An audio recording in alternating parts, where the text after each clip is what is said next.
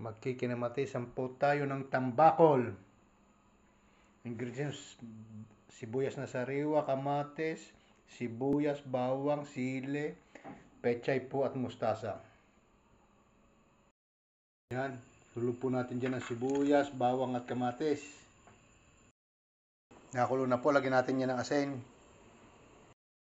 paminta, para maglasa po yan sa isda, betsin. Isayin natin ang kamatis po dyan. Dyan ko na po pinipitas. Pwede po natin hanguin. Lagyan po natin sa isang tasa at dyan pisain yan.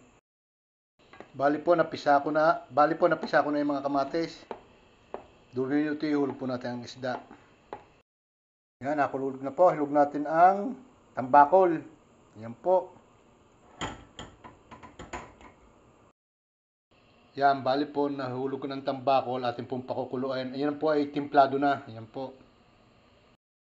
Hulog po naman natin ang sibuyas na sariwa at yung sili. Yan. Hulog na rin natin ating mustasa at pechay. Pag nagsama ko na po. 2 minutes po, luto na yan.